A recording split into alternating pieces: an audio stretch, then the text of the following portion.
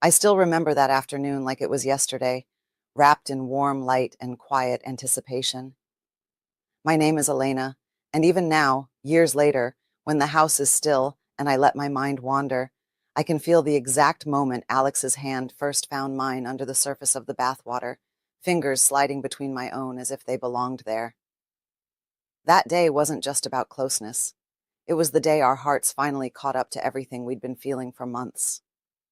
I was 28, back living with Mom in the small apartment on the third floor after a breakup that had left me questioning everything I thought I knew about love. The walls still carried the faint scent of her lavender candles and the coffee she brewed every morning. For 6 long, careful months, I had been letting Alex in, piece by piece. We met by chance at the little secondhand bookstore near the park. He was searching for a worn copy of Neruda poems. I was escaping a sudden rain. Our first real conversation lasted through 2 cups of coffee and a shared umbrella back to the bus stop. After that came slow evenings, walks along the river when the lights came on, late-night texts about nothing and everything, playlists we built together song by song. We had kissed before, sweet, tentative kisses at the end of dates when the night air felt charged. We had held hands under restaurant tables, his thumb tracing lazy circles over my knuckles until my pulse raced. But we never rushed. My last relationship had ended in anger and broken trust. I needed to feel safe before I could open up again. Alex never pushed. He simply showed up, steady, patient, kind. He listened when I talked about hard days. He brought soup when I had a cold. He waited. That Saturday, I had the place to myself. Mom had gone to the market. I filled the tub with hot water and a generous scoop of bath salts that turned the steam fragrant and soft. I sank in until the water lapped at my collarbones, hair floating around my shoulders. My thoughts drifted to him the way they always did lately. Alex. The quiet way he smiled when something I said surprised him. The gentle strength in his hands when he carried Mom's heavy bags up the stairs without complaint. The look in his eyes when we sat close on the couch, like I was the only person in the room who mattered. My skin felt too warm, too sensitive, just picturing the last time we'd been alone together. His arm around my shoulders, my head on his chest, his fingers playing absently with the ends of my hair while a movie played unwatched. I was smiling to myself, eyes closed, when the front door opened. "Elena, I'm back sooner than I thought," Mom called. Her voice carried that cheerful note she got when she had a surprise. And guess who I ran into in the produce section? My heart gave a hard thud. I knew that low, familiar laugh before the next words even came. "Hey," Alex said from the hallway, sounding half amused, half bewildered.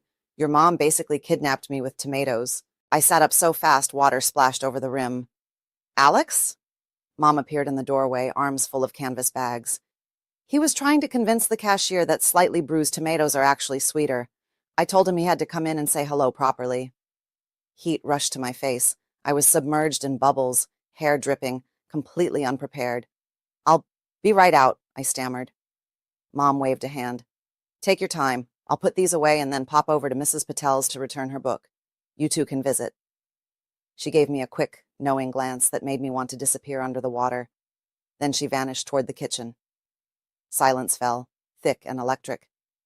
"You okay in there?" Alex asked. I could hear the smile in his voice. "Yes," I said, laughing nervously. "Just give me a minute." I climbed out, wrapped myself in my fluffiest towel, and hurried to my room. My hands trembled slightly as I pulled on soft black leggings and an oversized cream sweater that slipped off one shoulder. I ran a brush through my damp hair, leaving it loose and wavy. When I stepped back into the living room, Alex was leaning against the kitchen doorway, arms loosely crossed, watching for me. Our eyes met. He straightened slowly. "Hi." "Hi," I whispered. He crossed the distance in a few unhurried steps. Without a word, he reached for my hand. His fingers were warm from carrying bags, a little rough at the tips from weekend projects. He laced them through mine the way he always did, deliberate, gentle, like it was the most natural thing in the world. My pulse jumped under his thumb. "You smell like lavender," he murmured. "I was in the bath," I admitted, cheeks warming again. "I know." His smile deepened. "Your mom mentioned it. She also said she's heading out again soon." We both laughed softly. Mom reappeared, coat on, scarf looped around her neck. "I'll be gone maybe 40 minutes. An hour if she wants tea and gossip. Coffee's fresh if you want some. She looked between us, eyes sparkling. Behave. We always do, Alex said with mock seriousness. Mom rolled her eyes fondly and left. The door clicked shut. We stood there, hands still joined, listening to the sudden quiet wrap around us. Alex lifted my hand and pressed a slow kiss to my knuckles. His lips lingered. I didn't mean to interrupt your afternoon. I'm glad you did. He studied my face for a long moment. Can I hug you? I nodded. He drew me in carefully, arms closing around me like I was something precious. I pressed my cheek to his chest and felt the steady thump of his heart. He smelled like the outdoors, crisp air, fresh bread, that faint cedar warmth that was just him. I wrapped my arms around his waist and held on. We stayed like that, breathing together, until the tension that had been building for months felt almost tangible. He eased back just enough to look down at me. His hand rose, fingertips brushing damp strands of hair from my cheek. They lingered against my skin. I've been thinking about you all day, he said quietly. Me too. His gaze dropped to my lips. My breath caught. Elena. His voice had gone rough. If I kiss you right now, I don't think I'll want to stop. I tilted my chin up. Then don't. He exhaled, a shaky, relieved sound, and then his mouth touched mine. The kiss was slow, careful, full of everything we'd held back. His lips moved over mine gently at first, tasting, learning. One hand cradled the back of my neck while the other rested warm at the small of my back. I rose onto my toes, fingers curling into his shirt, drawing him closer. When we parted, both breathing unevenly, he rested his forehead against mine. I've wanted to kiss you like that for so long, he whispered. Me too. He kissed me again, deeper this time, but still restrained, still tender. His hand slid down my arm, fingers tracing the sensitive skin inside my elbow. Goosebumps followed his touch. I shivered and he smiled against my lips. Cold? He asked softly. No, I murmured. Just feeling you. He pulled back enough to meet my eyes. His were dark, serious. I don't ever want to rush you, he said. If anything feels too much, you tell me. Promise? I promise. I lifted my hand to his cheek. I trust you, Alex. The words seemed to settle over him like a weight lifting. His throat moved. He kissed me again. Slow, reverent. We drifted to the couch without really deciding. He sat first and tugged me gently down onto his lap. I settled with my knees on either side of his hips. His hands found my waist, thumbs brushing slow, soothing arcs over the soft fabric of my sweater. I leaned in and kissed the corner of his mouth, then along his jaw, then the spot just below his ear that made him draw in a sharp breath. Elena, he breathed. I smiled against his skin. Yes? You're going to undo me. Good. His laugh was low, rough. He tilted my chin up and kissed me again, long, deep, aching. My fingers slid into his hair. His hands moved up my back, pressing me closer until our bodies aligned perfectly. Heat spread everywhere we touched. We kissed until our lips felt tender and swollen. We kissed until breathing became something we had to remind ourselves to do. His hands stayed gentle, exploring my arms, my shoulders, the curve of my waist, the line of my spine. Every touch felt intentional, like he was saying, I see you. I want you. I'm here. At some point we shifted so I lay back against the cushions, and he hovered above me, braced on his forearms. He looked down at me with an expression that made my chest ache. You're so beautiful, he said simply.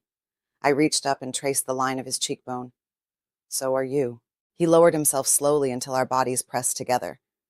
The solid weight of him felt grounding, safe. His hand found mine again.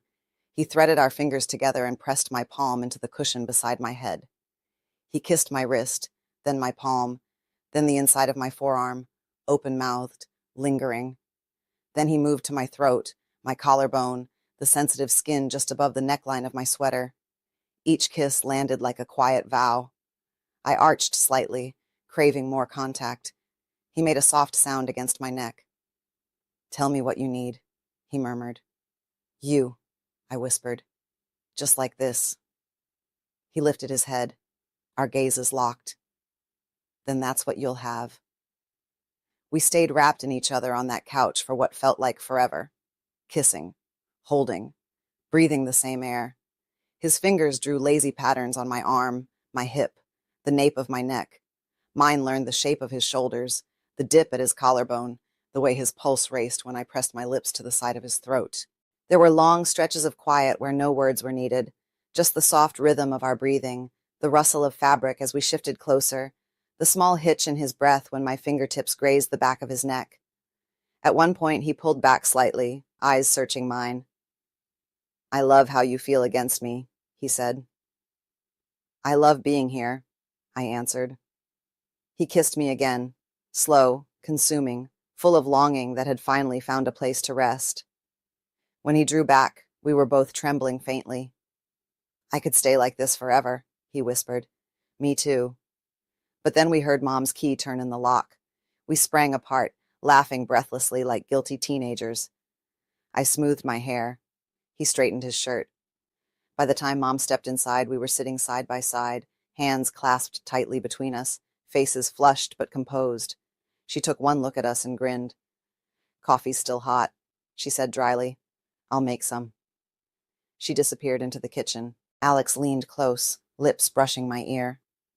"That was the best afternoon of my life," he whispered. I squeezed his hand. "Mine too." And it truly was. That day became the memory I carry like a secret treasure. Not because of anything dramatic or rushed, but because of how safe I felt, how wanted, how completely seen.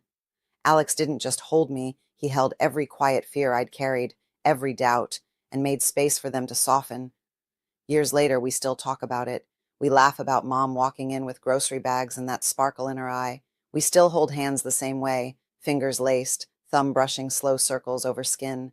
And every time he pulls me close, every time his lips find mine, I remember that first real afternoon when months of longing turned into something solid, something true, something that became home.